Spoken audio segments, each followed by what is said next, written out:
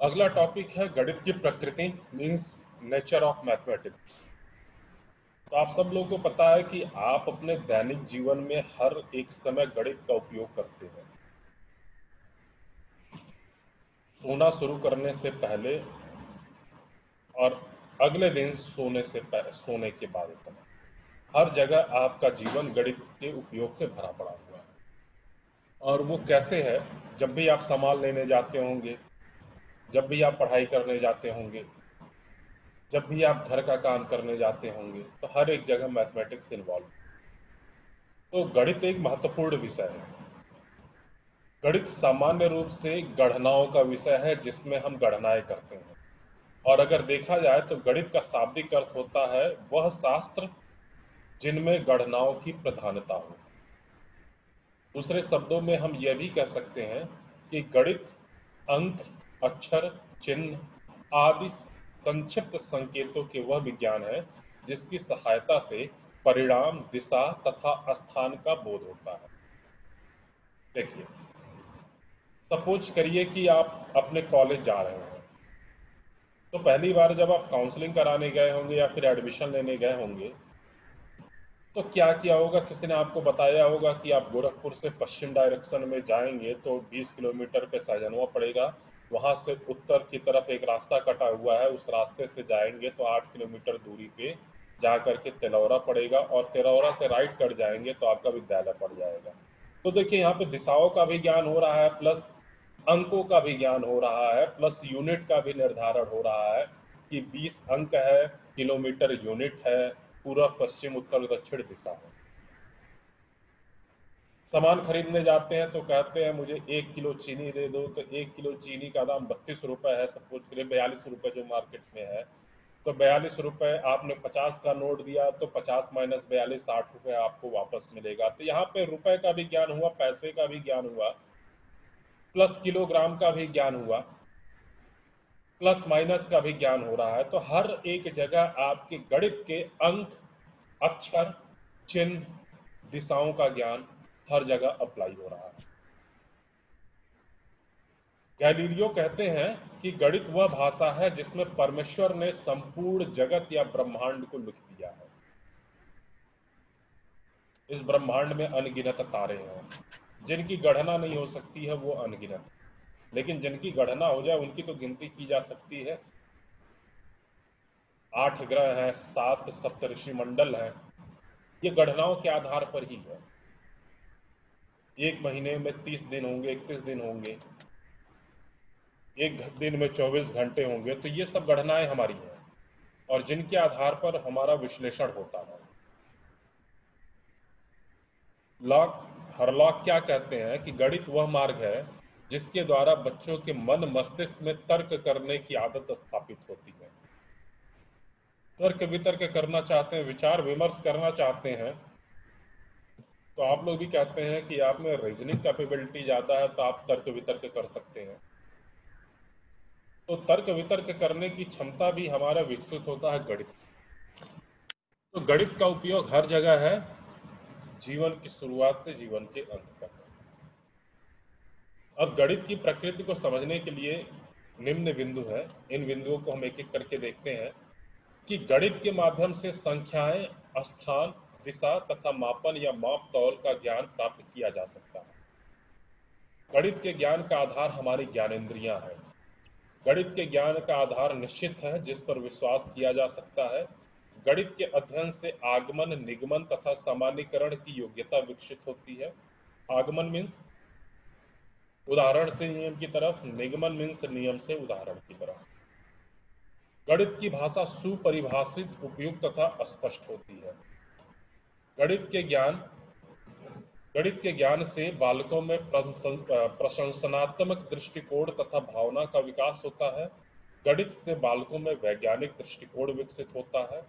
गणित के अध्याय से प्रत्येक प्रश्न तथा सूचना स्पष्ट होती है तथा उसका एक संभावित उत्तर निश्चित होता है। गणित के विभिन्न नियमों, सिद्धांतों, सूत्र आदि में संदेश संभावना नहीं रहती है। गणित में अमूर्त, अमूर्त मतलब जिसको देख नहीं सकते हैं, अमूर्त प्रत्ययों को मूर्त रूप में परिवर्तित किया जाता है। साथ ही उनकी व्याख्या भी की जाती है। जैसे आप लोग मानते हैं माना पहली संख्या x है, तो जहां मान लिया वहीं पे अमूर्त कहानी हो गई। संख्याओं को मान करके ही x की वैल्यू निकालेंगे, तो आपने अमूर्त से मूर्त की तरफ चले, पहले आपने माना उसके बाद आपको वो चीज मिला।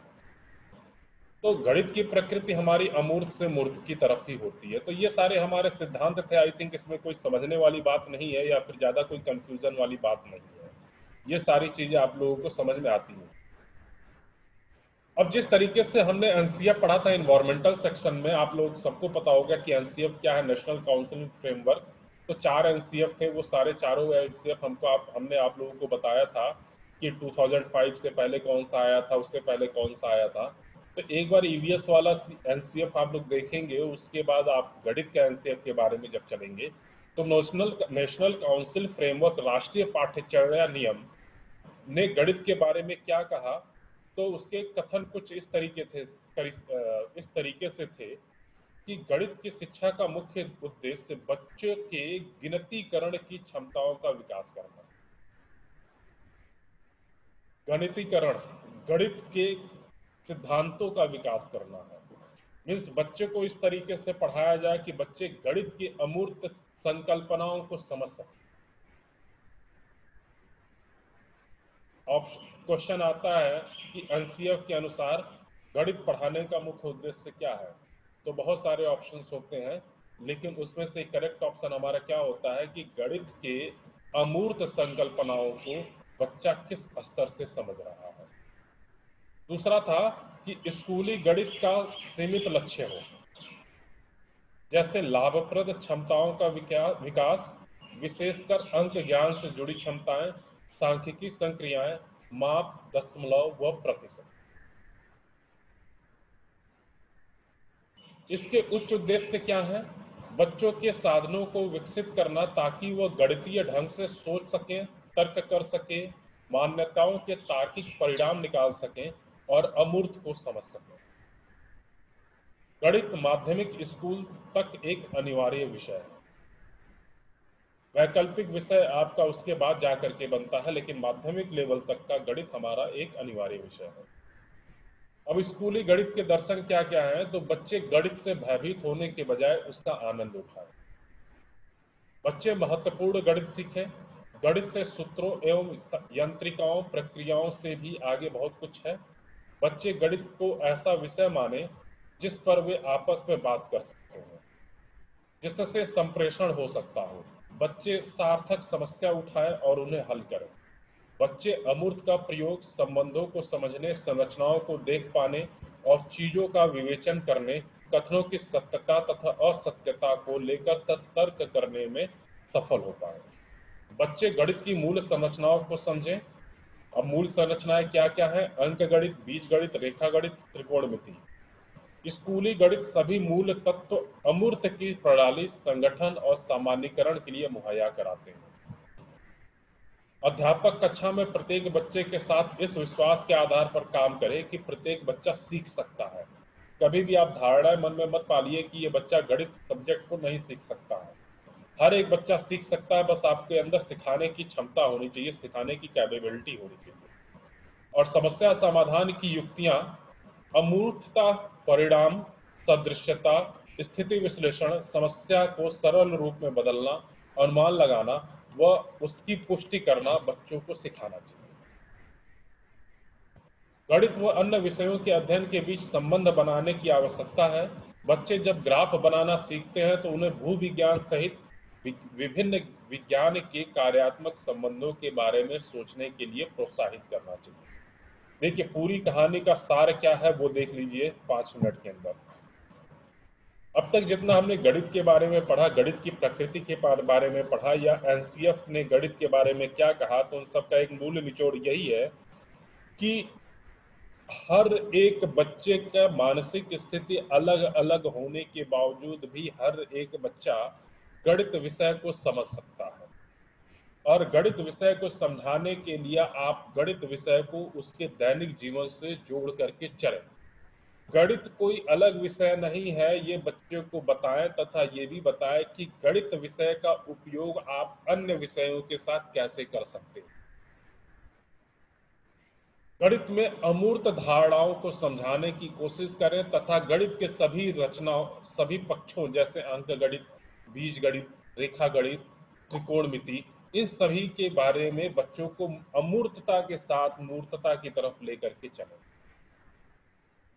तो ये आपका मेन पॉइंट था एनसीएफ ने जो प्राथमिक लेवल पे गणित के बारे में कहा। अब गणित के शिक्षण में कुछ समस्याएं आती हैं, इसी वजह से बालक गणित में पिछड़ जाता है या फिर गणित के क्लास को करने में उसका मन नहीं लगता है। पहली बात मैं आपको बता दूं, बालक हर एक चीज सीख सकता है, बस एज ए टीचर आपको बालक के अंदर इंटरेस्ट पैदा करने की जरूरत है, और वो इंटरेस्ट तभी होगा जब बालक को आप मोटिवेट करेंगे। बालक जब मोटिवेट होगा, आपके विषय को पढ़ेगा, आपके विषय को पढ़ने के साथ साथ वो आनंद भी लेगा। और आनंद कब लेगा? जब उस सब्जेक्ट को, उस टॉपिक को, उस विषय को आप बालक के जीवन से जोड़ेंगे, बाहरी दुनिया से जोड़ेंगे और उसे बताएंगे कि किस तरीके से गणित आपके जीवन में हर समय उपयोग होगा। तो अब समस्याएं भी बहुत सारी हैं। समस्याएं क्या क्या है कि बहुत से बच्चे गणित से डरते हैं, इस विषय में असफलता से भयभीत रहते हैं, वे जल्दी ही गणित की गंभीर पढ़ाई से विमुख हो जाते हैं। ऐसा क्यों होता है? क्यों से कि आप गणित को गणित की तरीके से पढ़ाते हैं। गणित को गणित की तरीके से पढ़ाने का मतलब यह 2+2=4 कैसे होता है? आप सीधे बताएंगे कि 2 में 2 जोड़ा तो वो हमारा 4 बन गया, या 5-6 कितना होगा, या 6-5 क्या होगा। तो आप सीधे अंकों के साथ खेलना शुरू करते हैं, जबकि बालक तो अभी वो स्कूली शिक्षा में प्रवेश लिया है, सीधे आपने उसके अंकों के साथ सिखा दिया। अंकों के साथ सिखाने का मतलब सीधे आपने अमूर्त संकल्पनाओं के बारे में उसे ज्ञान देना शुरू कर दिया। अरे बच्चा जो देख रहा है, या बाल्यावस्था में पढ़ाई करने का तरीका मूर्त से अमूर्त की तरफ होता है, सरल से कठिन की तरफ होता है, निगनात्मक होता है, नियम से उदाहरण की तरफ, उदाहरण से नियम की तरफ होता है, आगनात्मक शिक्षण होती है। कहने का तात्पर्य यह है कि पहले बच्चों को मूर्त चीजों के बारे में बताइए। जब बच्चा मूर्त चीजों के बारे में करना सफल हो जाए, तभी अमूर्त धारणाओं को लेकर के चलिए। जैसे 5-3 करना है, तो 5-3 अंक है, विजुअल है, ये दिखाई नहीं दे रहा है कि वो 5 है। 5 क्या है? हमने कह दिया चलिए 5 सेव आपके पास है, उसमें से 2 सेव आपने मुझे दे दिया, तो आपके पास कितना बचा? तो वो बता देगा 3 बचा। अब इसी को आप गणितीय रूप में लेकर के आइए कि 5-3 कितना होगा? 2 होगा। कैसे होगा? उसी तरीके से होगा जिस तरीके से आपके पास 5 सेव है और 3 सेव आपने मुझे दे दिया, तो आपके पास 2 सेव बचा। तो बच्चा जो देख रहा है वो सेव है, मूर्त वही है। अब इस मूर्त से अमूर्त की तरफ लेकर के आपको चलना है। दूसरा है समस्याएं अभ्यास एवं मूल्यांकन पद्धति यांत्रिकी है और दोहरावग्रस्त है। इसमें संगणना पर अत्यधिक जोर दिया गया है। इसमें स्थानिक चिंतन जैसे गणितीय क्षेत्रों को पर्याप्त स्थान नहीं दिया गया है। देखिए क्या है कि गणित की जो भी समस्याएं हैं, समस्याएं मीन्स क्वेश्चन, जो भी अभ्यास है मीन्स जो क्वेश्चन आप लोग कराते हैं एग्जाम्पल, और मूल्यांकन पद्धति, मूल्यांकन मतलब जो आपका एग्जाम होता है वो यांत्रिक है तथा दोहरावग्रस्त है। मतलब क्या? आप बच्चे को जो पढ़ाएंगे वही चीज क्या होगा, आप बच्चे को असाइनमेंट देंगे मीन्स घर से करके आओ, प्लस उसी चीज को आप एग्जाम में देंगे, तो एक ही चीज बार बार दोहरा रहे हैं। तो इससे बच्चे के अंदर क्रिएटिविटी नहीं होती है। कॉन्सेप्ट आपका प्लस माइनस का हो, लेकिन क्वेश्चन इस तरीके से हो कि बच्चा इंटरेस्ट ले। हमेशा 5-3, 4-2, 8-6, 7-3 यही मत करिए। आप इस क्वेश्चन को दूसरे शब्दों में बना करके दीजिए। शब्दों में बनाने का मतलब जो मैंने आपको कहा कि आपके पास 5 सेव है, 3 सेव मैंने ले लिया, तो आपके पास कितना बचा? इसको गणितीय रूप में करिए, तो वहां पे 5-3 होगा, लेकिन क्वेश्चन का दोहराव नहीं होगा। क्वेश्चन बार बार रिपीट नहीं, 5-3 नहीं हो रहा है। क्वेश्चन का लैंग्वेज अलग हो गया। इसमें स्थानिक चिंतन जैसे गणितीय क्षेत्रों को पर्याप्त स्थान नहीं दिया गया है। अध्यापकों में आत्मविश्वास व तैयारी की कमी और उन्हें आवश्यक मदद भी नहीं मिल रही।